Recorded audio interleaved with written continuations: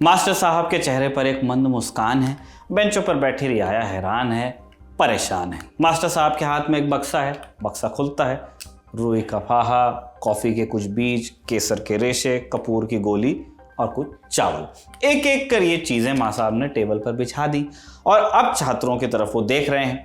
माँ साहब ने अभी तक बोला नहीं, लेकिन सवाल पूछा जा चुका है कि बताओ इन सब चीजों में कॉमन क्या है।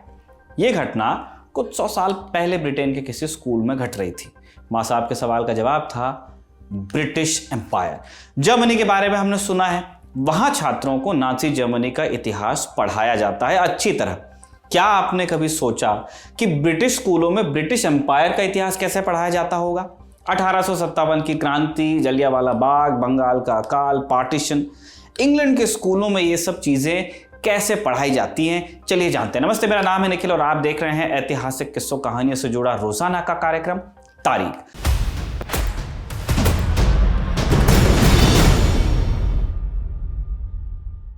ब्रिटेन के स्कूलों में कॉलोनियल इंडिया के संबंध में आज क्या पढ़ाया जाता है?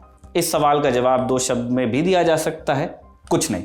लेकिन कहानी इतनी भी नहीं है। ब्रिटिश साम्राज्य को लेकर ब्रिटिश जनता के विचार समय के साथ कैसे बदले, ये जानने के लिए अपन को थोड़ा शुरू से शुरू करना पड़ेगा, पीछे से।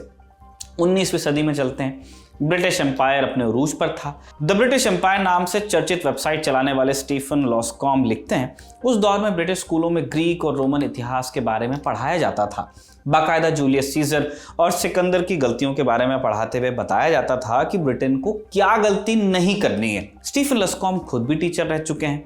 वो लिखते हैं, 19वीं सदी के आखिरी सालों में ब्रिटिश एम्पायर का सब्जेक्ट स्कूलों में पढ़ाना शुरू किया गया। तब साम्राज्य के कसीदे पढ़े जाते थे। जेम्स कुक जैसे लोगों के बारे में पढ़ाया जाता था, जिनकी वजह से नॉर्थ अमेरिका को ब्रिटेन अपनी कॉलोनी बना पाया। इसके अलावा रिलीजन की पढ़ाई में ईसाई मिशनरियों के बारे में पढ़ाया जाता था कि कैसे ईसाई मिशनरियों ने दुनिया को ईसा का धर्म दिया, साम्राज्यवाद ने देशों को कैसे लूटा, कैसे अफ्रीका अमेरिका के लोगों के धर्म और उनकी मान्यताएं मिटा दी गई, इसका जिक्र नहीं किया जाता था। ब्रिटेन में तब एक संस्था हुआ करती थी, रॉयल कॉलोनियल इंस्टीट्यूट। 2023 में इसका नाम रॉयल कॉमनवेल्थ सोसाइटी हो गया है। इतिहासकार जॉन एम मैकेंजी अपनी किताब प्रोपेगेंडा एंड एम्पायर में लिखते हैं, ब्रिटिश एम्पायर का प्रोपेगेंडा बचाने के लिए रॉयल कॉलोनियल इंस्टीट्यूट कंपटीशन कराता था। इसमें बच्चों को कॉलोनियल ब्रिटेन के बारे में लिखने पर प्राइज मिलता था, यानी क्वीन और एम्पायर की तारीफ करो और इनाम पाओ। आरसीआई ने स्कूलों और यूनिवर्सिटीज पर भी दबाव डाला कि वो अपने करिकुलम में ब्रिटिश एम्पायर को सब्जेक्ट बनाए।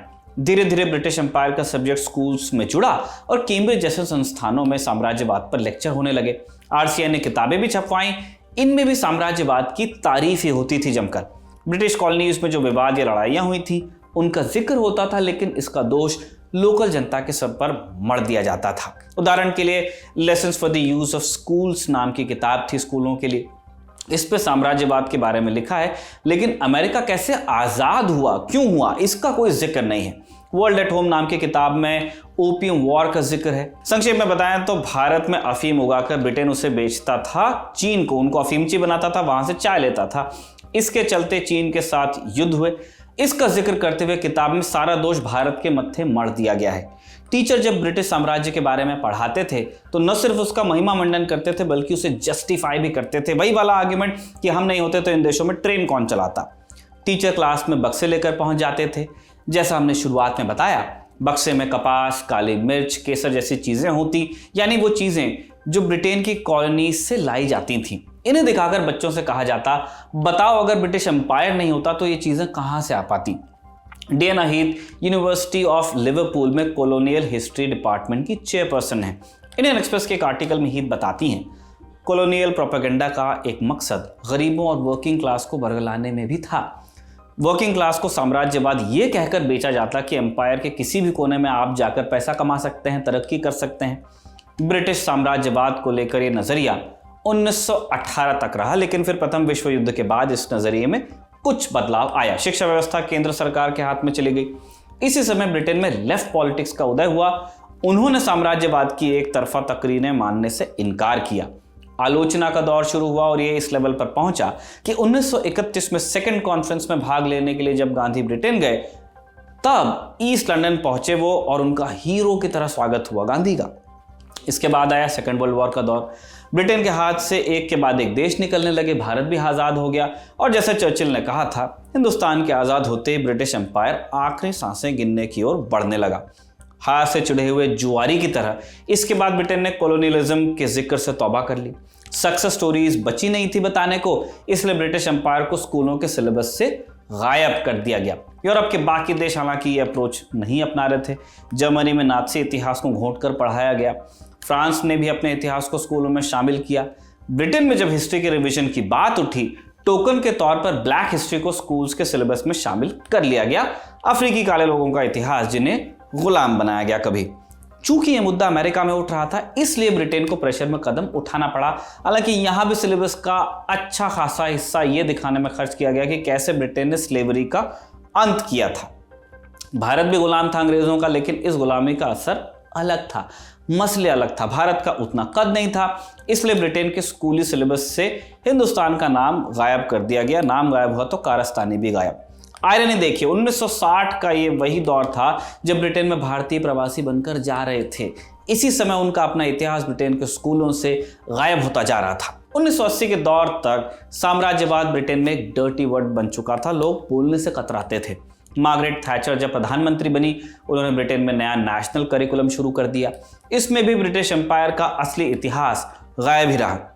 लेफ्ट पार्टीज ने इसका विरोध किया ब्रिटेन की। तब जाकर तय हुआ कि कॉलोनियल ब्रिटेन के बारे में पढ़ाया जा सकेगा, लेकिन सिर्फ पढ़ाया जा सकेगा, यानी कोई फोर्स नहीं कर सकता कि आपको इस हिस्से को पढ़ाना है। मतलब कॉलोनियल ब्रिटेन को सब्जेक्ट के तौर पर शामिल किया जाए, लेकिन टीचर इसे पढ़ाएं या नहीं, ये सरकार तय नहीं कर सकती है। इस लंबे इतिहास के बाद आप गेस कर सकते हैं कि ब्रिटेन के स्कूलों में हिंदुस्तान के बारे में क्या ही पढ़ाया जाता होगा। साल 2013 में ब्रिटेन का नेशनल करिकुलम रिवाइज हुआ। इसमें 5 से 14 साल के छात्रों के लिए कॉलोनियल ब्रिटेन का टॉपिक शामिल किया गया है, लेकिन ऑप्शनल है, वो कंपलसरी नहीं है।